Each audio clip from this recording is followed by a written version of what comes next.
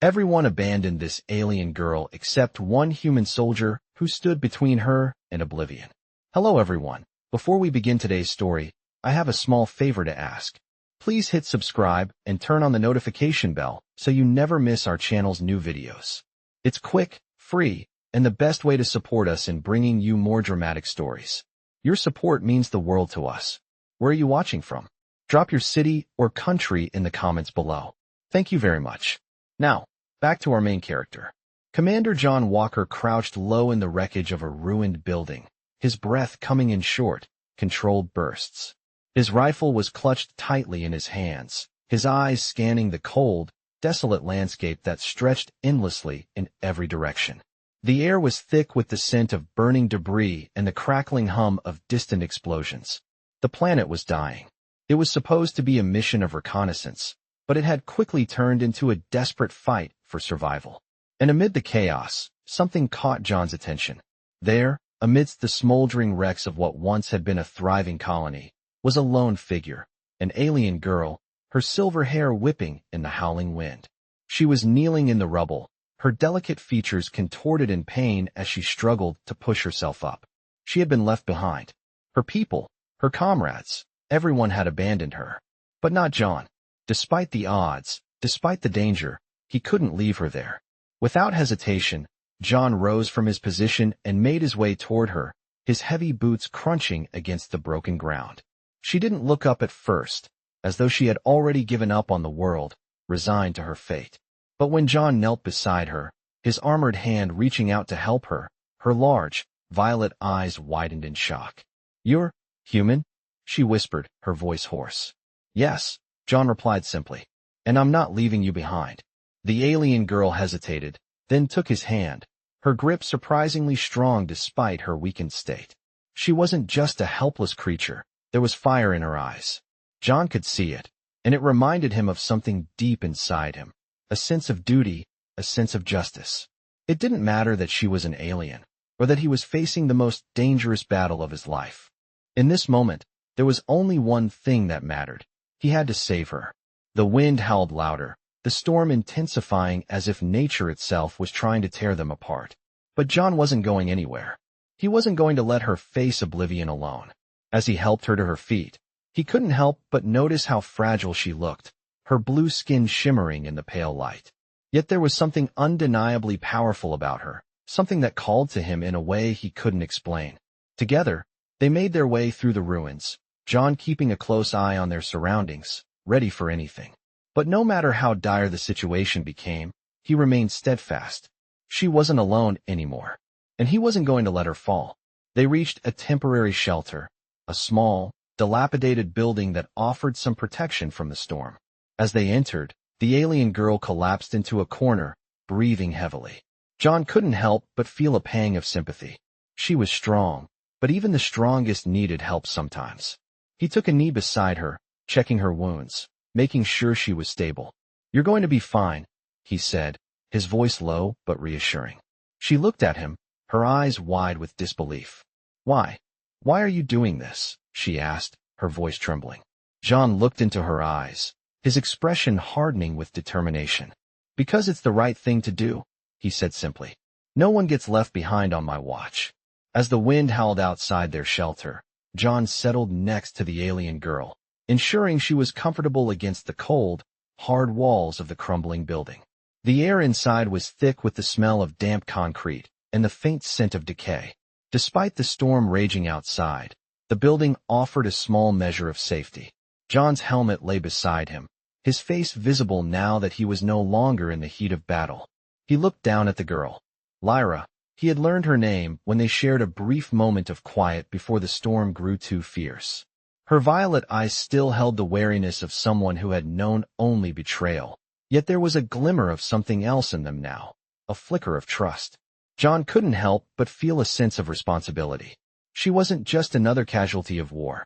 She was a person, with hopes, dreams, and a story of her own. His mind lingered on those words she had spoken earlier.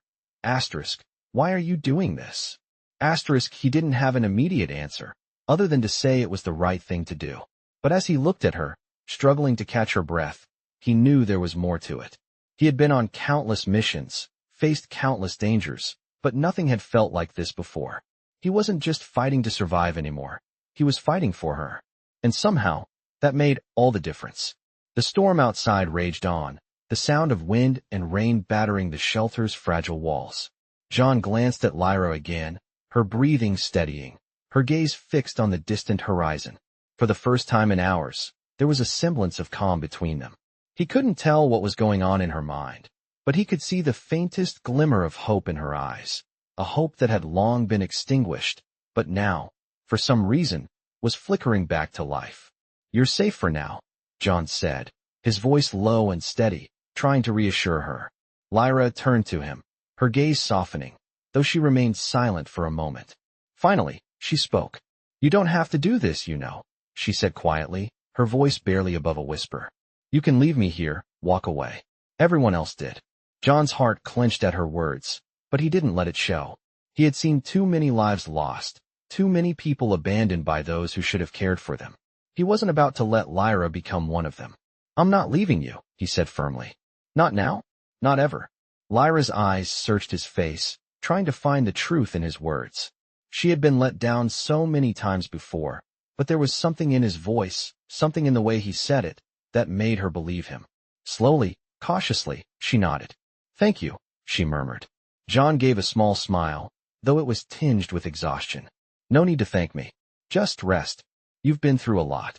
He didn't know what the future held for them, whether they would make it off this planet alive, or if they would even find a way to escape the storm. But for now, in this moment, they had each other. And that was enough. Outside, the storm continued to rage, but inside the shelter, there was a quiet peace, a sense of solidarity between two unlikely allies. John leaned back against the wall, keeping watch as Lyra rested beside him. He didn't know what the world would look like tomorrow, but he knew one thing for certain.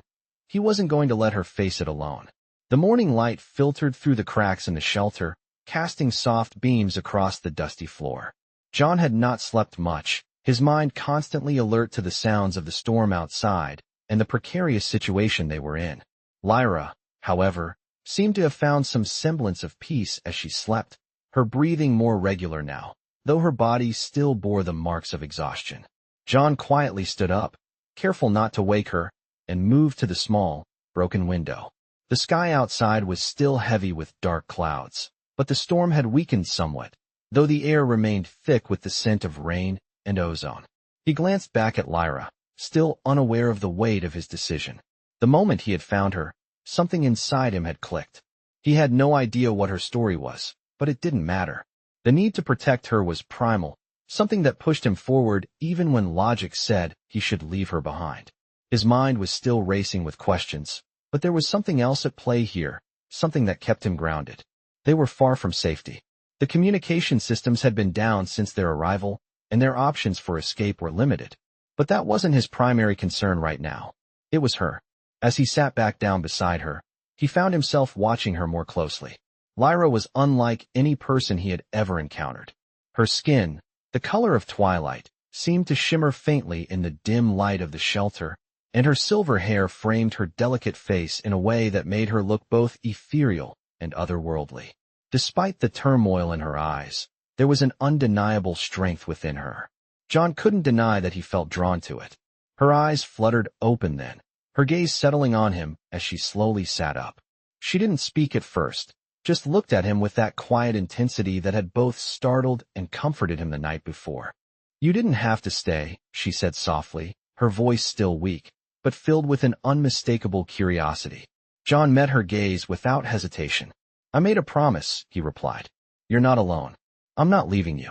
Lyra's lips parted as if to say something, but she hesitated, studying him carefully. It was as though she was searching for the truth in his words, the sincerity that seemed to emanate from him. Finally, she nodded, her expression softening slightly. "Thank you," she whispered. John nodded in return, a small smile tugging at the corner of his lips. "We need to get moving," he said. "The storm's not going to hold off for long, and we need to find a way out of here." Lyra stood, a bit unsteady at first, but she quickly regained her balance. The exoskeleton, a crude design from what he had gathered, didn't help her much, but her determination was apparent. She wasn't going to let anything slow her down. John stood up as well, checking his gear one last time. He grabbed his rifle, slinging it over his shoulder, then turned to face her. "Ready?" he asked. She gave him a nod, her violet eyes glowing faintly as she smiled for the first time since they had met. "Let's go," she replied, her voice more confident now. Together, they stepped out into the storm, the wind howling around them as they made their way into the unknown. There were still dangers to face, still challenges ahead, but for the first time in what felt like forever, John didn't feel entirely alone. Lyra was with him, and that, in itself, felt like a victory.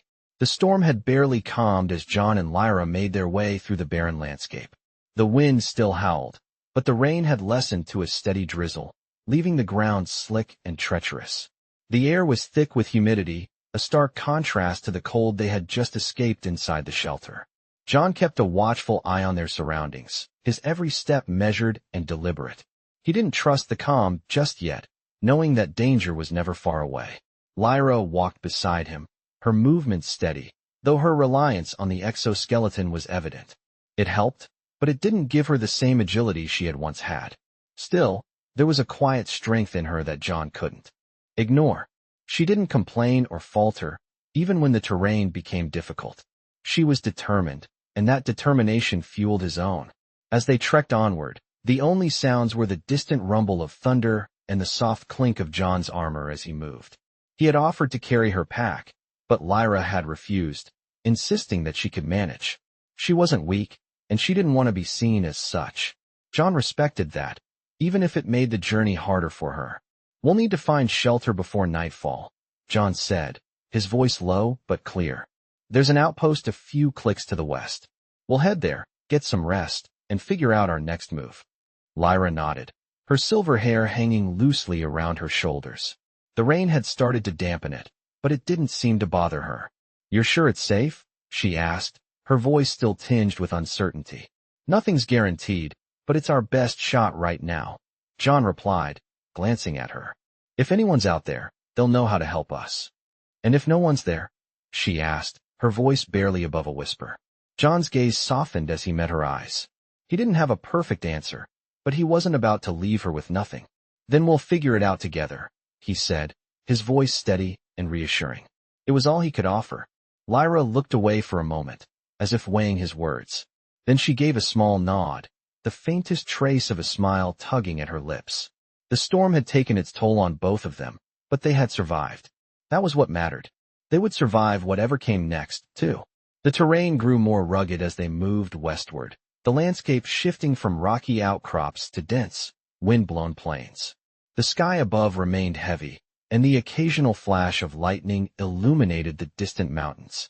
It was a beautiful yet unforgiving world they were on, and John couldn't help but wonder how long they could endure.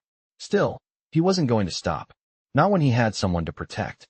The sun was beginning to dip below the horizon when they finally reached the outpost, a small, nondescript structure nestled against a rock face.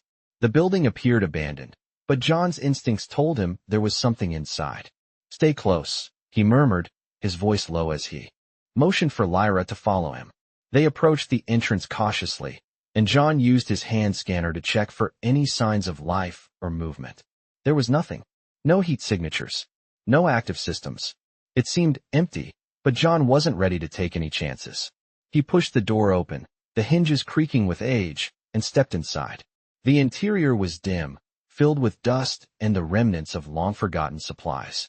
Old crates and equipment lay scattered across the floor, but there was no sign of immediate danger. John moved deeper into the room, his hand resting on his weapon. "Looks clear," he said, his voice echoing in the silence. Lyra stepped inside, her eyes scanning the space, taking in the barren surroundings. She didn't speak, but John could see the weariness in her posture. The last few days had been a trial, and even the strongest could only endure so much. They needed rest, and they needed it soon. John dropped his pack onto the ground and took a seat against the wall, his back to the cold, rough stone. Lyra followed suit, sitting opposite him, her eyes distant as she stared at the empty space between them. "I never thought I'd be here," she said quietly, her voice heavy with emotion. John looked at her, his brow furrowing slightly. "Here like this?" he asked. She nodded, her silver hair falling around her face like a curtain. I was a leader, she whispered. I led my people, my colony. I was strong. But now, her voice trailed off, and John could see the pain in her eyes. It was a vulnerability she had been hiding, one she was unwilling to show to the world. But here, in this quiet moment, with no one to watch, she let it slip. John felt a pang of sympathy for her. He had known loss, had known what it was like to feel weak and helpless. But he wasn't going to let her stay there. Not while he was still breathing. You're still strong, John said, his voice firm but gentle. You're here. You're alive. And you're not alone. The night passed quietly, but the tension in the air was palpable. John had kept watch through the small window, his gaze constantly scanning the horizon. The shelter, though secure for the moment, was temporary. He knew they couldn't stay here forever. Lyra, who had been unusually quiet for most of the night, finally spoke up as the first light of dawn crept in through the cracks in the walls. Do you ever wonder what happens next? Her voice was soft, but laced with curiosity. John looked at her, his gaze steady. I don't know, he replied honestly. But right now, we keep moving. We don't stop. That's how we survive. Lyra nodded slowly, though her expression was distant. She had been through so much, far more than John could even imagine. The weight of her past seemed to press down on her, but she was still standing, still here. That in itself was a testament to her strength. She had been forced to face unimaginable hardships, betrayal, loss, and the desolation of a world falling apart. Yet here she was, not giving up. I don't know what I'm supposed to do now, she confessed, her voice tinged with a vulnerability she had not shown before. John stood up, moving toward her. You're not alone in this, he said firmly. We'll figure it out together. One step at a time. Lyra looked at him, her violet eyes searching his face for any sign of doubt. But there was none.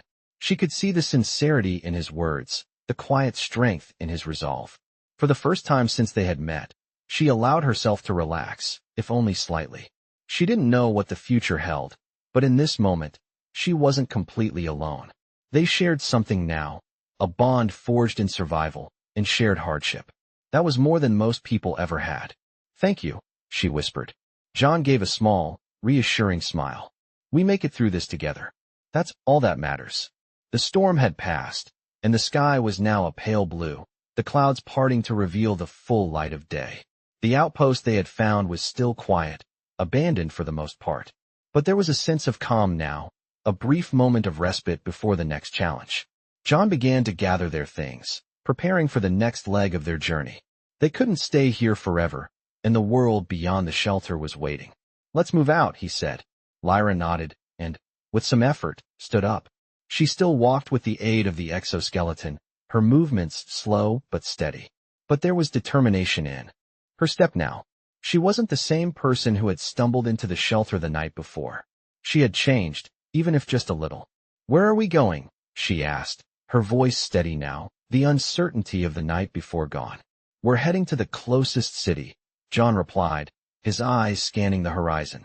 It's a long shot, but it's the only chance we've got. Lyra didn't ask any more questions. She didn't need to. She trusted him now, just as he had begun to trust her. Together, they would face whatever the world threw at them. They had no guarantees, no promises of safety, but they had each other. And in a world like this, that was worth everything. As they left the shelter behind and began their journey forward, the sun rose higher in the sky, casting long shadows across the desolate landscape. They didn't know what the future held, but they would face it together. And that was enough. The sun was beginning to set as John and Lyra trudged through the desolate landscape, their footsteps leaving faint imprints in the wet sand. The journey had been long, and with each passing hour, the world around them seemed to stretch endlessly.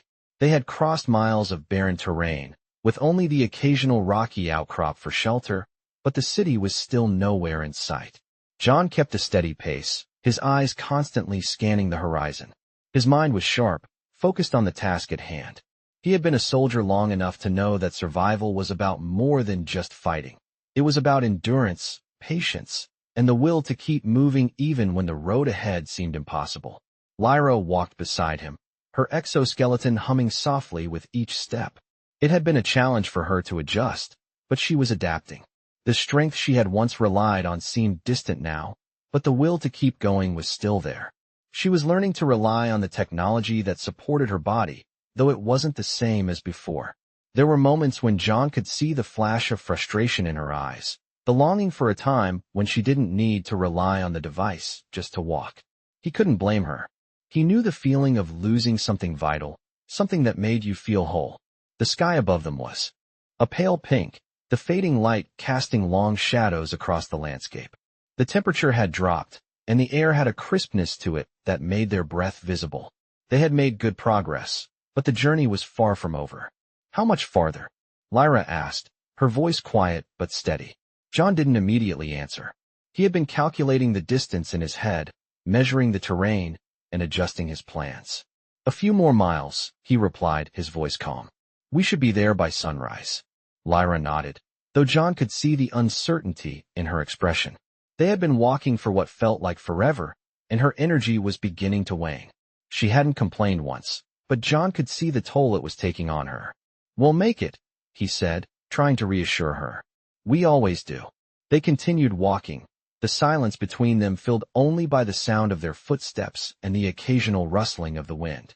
As the night deepened, the temperature dropped even further, and the landscape seemed to stretch on endlessly before them. John knew they had to keep moving, but he also knew that pushing too hard could be dangerous. Lyra's health was fragile, and she needed rest. He couldn't afford to push her beyond her limits, but at the same time, they couldn't afford to stop until they reached safety. John, Lyra said, her voice softer now. Do you ever think about what comes next? John glanced at her, his expression thoughtful. I think about it all the time, he replied. But we can't control it. We can only do what's in front of us. And right now, what's in front of us is getting to that city. Everything else will come after that. Lyra nodded again, but this time there was a faint smile on her lips. It wasn't much, but it was enough. She wasn't giving up. Neither of them was. The night passed slowly, and the miles seemed to stretch longer with each step. By the time they reached the city outskirts, the first light of dawn was beginning to break across the sky, casting a soft glow over the ruined buildings. They had made it. John felt a wave of relief wash over him as they entered the city. It was quieter here, the streets empty and still, as if the city itself was holding its breath. John kept his guard up, but for the first time in days, he allowed himself a moment to breathe. They had made it through the worst of it. Lyra was safe, and that was enough for now. The city was eerily quiet as John and Lyra walked through its empty streets, their footsteps echoing off the broken buildings and scattered debris. The once bustling metropolis now lay in ruins, its lifeblood drained away by war, the same war that had brought them here. The air was thick with dust, and the faint scent of burning materials still lingered in the breeze. John kept his hand on the rifle slung over his shoulder, his eyes scanning the darkened alleys and crumbling storefronts. Lyra walked beside him, her movement steady but slower than before. The exoskeleton on her legs had become a crutch she was no longer fully dependent on, but the strain of their journey still weighed on her. They moved cautiously, every step deliberate, as if the world around them was a fragile thing that could shatter at any moment. What happened here? Lyra's voice broke the silence, quiet and contemplative. She paused for a moment, looking at the remnants of what once had been a thriving city. I thought cities like this were supposed to be invincible. John's eyes softened as he looked at her. No place is invincible. War changes everything, especially for those who are left behind. Lyra nodded, the weight of his words settling over her like a heavy cloak. She had seen so much destruction in her life. But this was different. This was a place that had once stood as a symbol of civilization, now reduced to rubble. It was a reminder of how fragile everything truly was. They continued down the main street, the distant sounds of the wind whipping through the hollowed-out buildings. The city felt abandoned, as if everyone had simply vanished, leaving nothing behind but the ghosts of what had once been. John stopped in front of a small, weathered building that seemed to be one of the few structures still intact. The sign above the door had long since faded, but the shape of it, an old market or shop, was unmistakable. He turned to Lyra. We'll take shelter here for now, he said, his voice low but firm. Lyra didn't argue. She was exhausted, and the idea of rest, however temporary, was a welcome relief. As they entered the building, the door creaked ominously, but it held. Inside, the space was dim and dusty, with only a few scattered objects that remained from the city's former life. Shelves lined the walls, but they were empty, save for the occasional broken piece of equipment or faded advertisements. The air was stale, the silence almost suffocating. John set down his pack and moved to the back of the building, checking for any potential hazards. He was always cautious, never assuming safety. Lyra moved to a corner and sat down, her legs tired from the long journey. She leaned against the wall, her eyes closing for a brief moment. John watched her, his expression softening as he saw the exhaustion on her face. She had been through so much, and yet, she still stood strong. He admired that. He envied it. He had fought in wars, seen death, and lived through countless battles. But this was different. This wasn't just about survival. This was about doing what was right, even when everything seemed hopeless. After a moment, John joined her, sitting across from her with a small sigh. He removed his helmet, revealing his face, tired and worn but resolute. Lyra opened her eyes and met his gaze. "How much farther do you think we'll need to go?" she asked quietly. John rubbed his face, his thoughts momentarily drifting. "Hard to say. We'll take it one step at a time. There's a chance we might find some help in the next city, but it's not guaranteed." Lyra nodded again, her expression thoughtful. "I've been thinking, if we do find help, what then? Will they accept us?" The question hung in the air, and for a moment, neither of them spoke. John didn't have a perfect answer. "We don't have to have all the answers right now. We just need to keep moving." Lyra smiled softly, a faint glimmer of hope in her eyes. "You're right," she said, her voice steady. "We keep moving. Together." John gave a small nod, grateful for her resolve. They didn't know what tomorrow would bring, but for the first time in days, he felt like they had a chance. With Lyra by his side, maybe there was still hope. Outside, the wind began to pick up again, but inside the shelter, there was a quiet peace. The storm would pass, and when it did, they would be ready to face whatever came next. Together, as the first rays of sunlight broke over the horizon, John and Lyra stepped out of the shelter, their bodies weary from the long journey, but their spirits cautiously lifted by the promise of a new day. The city they had found refuge in the night before was still eerily silent, the streets empty and lifeless. The once grand buildings now stood as hollow shells, their windows shattered and their structures cracked under the weight of time and war. John had no illusions about the city's future, but for now, it offered the only shelter they had. "We'll move quickly," John said, his voice steady and firm, breaking the silence between them. "The longer we stay, the more dangerous it becomes. We don't know who, or what, could be out there." Lyra nodded, adjusting the exoskeleton on her legs, her movements slow but determined. Despite her growing fatigue, she was ready to move. She had no choice. They had both learned the hard way that in this world, there was no time for rest. She had seen the worst, and yet, she was still here, still fighting. She wasn't about to give up now. As they walked through the desolate streets, John kept a careful watch on their surroundings. Every alleyway, every shadow seemed to hold an unseen danger. But for now, the city was quiet, the only sounds being the distant rustling of debris and the faint hum of the wind. "How long do you think it will take to reach the next settlement?" Lyra asked, her voice low, almost as if she were speaking more to herself than to John. "A couple of days, maybe less," John replied. "If we keep up this pace, we'll make it there soon. But we need to keep our wits about us. This area is more dangerous than it looks." Lyra glanced at him, her violet eyes scanning the ruins around them. "What kind of danger are we talking about?" she asked, her voice tinged with concern. John paused for a moment, looking out at the horizon. "It's not just the war," he said, his tone grim. "It's the people who survived it. Not everyone has the same idea of what it means to survive. Some people, they'll do anything to get what they need. And we can't afford to be caught off guard." Lyra didn't say anything at first. She understood. She had seen what war did to people, what it turned them into. But even so, the thought of meeting other survivors, of facing more threats, left her uneasy. They walked on, their pace steady, the silence between them growing more comfortable as the miles passed. There were no more words to be said for now. They both understood the weight of their situation. They were alone, together, in a world that had forgotten them. And yet, they kept moving. As they approached the outskirts of the city, the landscape began to change. The cracked pavement and crumbling buildings gave way to open fields, dotted with remnants of broken machinery and abandoned vehicles. It was a harsh, unforgiving environment, but it was a world they had come to know all too well.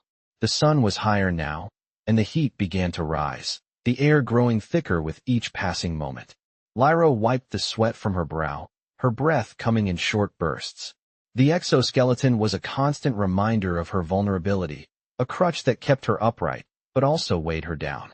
"We're almost there," John said, his voice a little louder now as they neared the end of the city. "Stay close. We don't know what's waiting for us out there." Lyra gave a small nod, her eyes focused ahead. She didn't need to be reminded. She was ready. Whatever came next, they would face it together. They didn't know what the future held, or whether they would find the help they so desperately needed. But in that moment, as they stood on the edge of the city, the weight of the world didn't feel so heavy. They were alive, and that was enough for now. The landscape ahead of them grew increasingly desolate as they moved beyond the city's outskirts. The tall, broken buildings faded into wide, barren fields, with only the occasional piece of wreckage dotting the earth. The air was dry, and the heat from the sun beat down relentlessly, making every step feel like a challenge. John wiped the sweat from his brow and glanced over at Lyra. She was still walking, though her steps were slower now, the exoskeleton doing what it could, but not enough to mask the strain on her body. John couldn't help but notice how strong she was, stronger than he ever gave her credit for. They had only known each other for a short time, but in this harsh world, they had become allies, bound by a shared purpose. Survival. The silence between them stretched on as they moved, with only the sound of the wind and their footsteps breaking the quiet. John had no illusions. The city they had left behind was a ghost town, and the road ahead was uncertain. There were no guarantees, no promises of safety. Just survival. How much further? Lyra's voice was quiet, but the question hung in the air, heavy with expectation. John took a moment to answer, his gaze still focused on the horizon. "Not much farther," he said, though his voice lacked the certainty he wanted to convey. "We'll reach the next settlement by tomorrow, if we keep up this pace." Lyra nodded, but John could see the fatigue in her eyes. The journey had taken a toll on them both. They had been traveling for what felt like an eternity, with no real rest and no idea what awaited them. "Do you ever think about what happens when we get there?" she asked, her voice barely above a whisper. John's eyes flicked to her for a moment, surprised by the depth of the question. He hadn't allowed himself to think too much about the future. His focus had always been on the present, on getting them through each day. But the reality was, they had to think about what came next. "I don't know," he admitted. "But we can't stop now. We have to keep moving forward." Lyra didn't say anything, but the faintest of nods seemed to convey her understanding. She was a survivor, just like him. She knew better than to dwell on things they couldn't control. They kept walking, their bodies pushing through the exhaustion, their minds focused on one thing: the next step. The sun began to dip lower in the sky, casting long shadows across the wasteland. The heat of the day slowly faded, but the air remained thick and heavy. As the evening wore on, the first stars began to appear in the sky, distant and cold. John kept his eyes on the stars, knowing that beyond the darkness of the world lay the hope of something better. But for now, all he had was Lyra by his side. And that, in this broken world, was enough. By the time the stars were fully visible, they had reached a small, makeshift shelter, nothing more than a few walls held together by old scrap metal. It was a temporary refuge, but it was all they had. They entered the shelter, and John quickly set down his pack, his body aching from the long day. He turned to Lyra, who was already sitting on the ground, her body slumped in exhaustion. "We'll rest here for the night," he said, his voice gentle. "We need to be ready for whatever comes next." Lyra didn't argue. She leaned back against the wall, closing her eyes for a moment. The journey had taken its toll, but she wasn't ready to give up. Neither of them were. They had come this far, and they weren't going to stop now. As the night deepened, the world outside remained silent, the stars overhead providing the only light in the vast emptiness. It was a quiet, fleeting peace, and in that moment, John allowed himself to close his eyes. For just a brief moment, he allowed himself to rest. Tomorrow, they would keep moving. But tonight, They had a moment of respite. And that was enough.